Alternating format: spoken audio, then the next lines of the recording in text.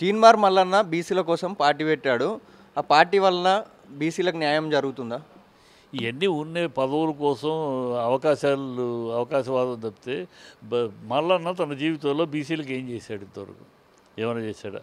బీసీలకు తనేంటి ప్రతినిధి? అన్ని పార్టీల్లోనూ బీసీలు ఉన్నారు. బీసీలు లేని పార్టీ ఉందా? ప్రతి పార్టీలో బీసీలు ఉన్నారు.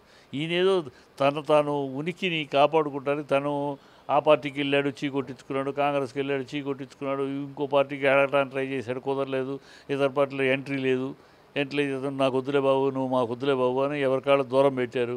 ఇప్పుడు వేరే గతి లేదు. తన ఐడెంటిఫికేషన్ తన ఉనికిని కాపాడుకోవాలి, తన యొక్క పొలిటికల్ ఎగ్జిస్టెన్స్ని నిలబెట్టుకోవాలి కనుక బీసీలని జెండా ఎత్తుకున్నాడు.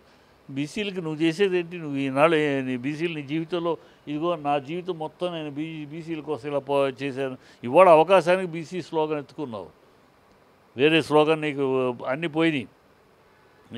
ఆ పార్టీలకు వెళ్ళావు, చీ కొట్టించుకున్నావు, ఈ పార్టీకి వెళ్ళావు, చీ కొట్టించుకున్నావు, అన్ని చోట్ల వెళ్ళి ఇంకో చోట ఎంట్రీనే ఇవ్వట్లేదు, ఇంకోళ్ళు గేట్ అయితే తెరవట్లేదు ఏ పార్టీ కూడా. సో నీకు అన్ని పార్టీలు మూసుకుపోయినాయి కనుక ఇప్పుడు నువ్వు కాపాడుకోవాలంటే ఏం చేసుకోవాలి? ఏదో ఒకటి ఎత్తుకోవాలి. ఈ బీసీలు ఇప్పుడు ప్రస్తుతం ఉన్న ఇష్యూ కనుక దాన్ని ఎత్తుకొని ఏదో మాట్లాడారు. ఆయన వల్ల జరిగేదే ఉందమ్మా. అంత ప్రజానాయకుడు కాదు.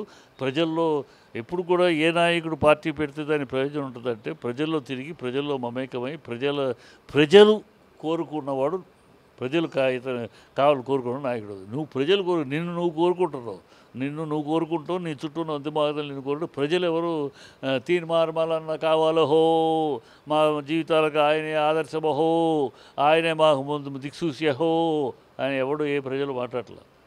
నువ్వు అనుకుంటావు, నేను గొప్ప ఎవరికాడ అనుకుంటే తప్పేది, ఆశగా అదే ఉంది.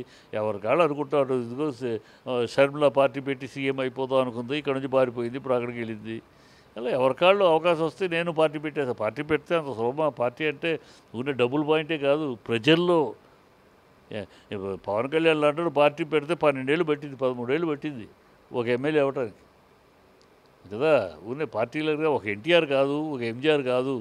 ఎన్టీఆర్ ఎంజీఆర్లు వాళ్ళ వేరు, వాళ్ళ చరిత్ర వేరు, వాళ్ళ జన్మల వేరు, వాళ్ళ మీద ఉన్న ప్రజలకు వాళ్ళ మీద ఉన్న సమూహన శక్తి, ఆ సమూహన శక్తి ఆ రూపాలు వేరు. వాళ్ళు పెట్టగానే వచ్చారంటే ప్రతోడు అయిపోలేడు కదా. ఊరిని అనుకుంటూ ఉంటారు అంతే. పార్టీ పెట్టగానే ఎగబడి వచ్చాయి ఎవరు కతే. పొలిటికల్ ఎగ్జిస్టెన్స్, తను ఒక నాయకుడు, నేను సైతం ఒక నాయకుడిని అనిపించుకుంటానికి పనికొస్తుంది.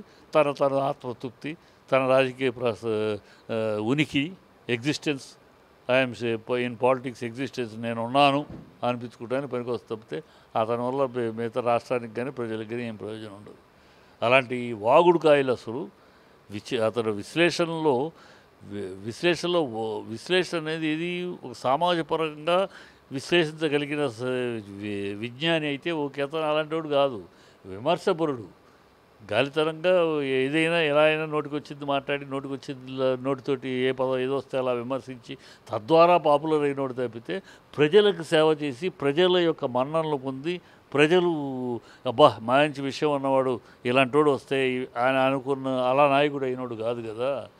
కనుక ఏదో అనుకుంటూ ఉంటారు. అలా ప్రతి ఒడికి ఆశకి అంతే ఉంది. ఎవరైనా ఆశపడచ్చు, నువ్వు నేను కూడా ఆశపడచ్చే ఉంది. ఆశపడటానికి అర్హతకి తేడా ఉంటుంది.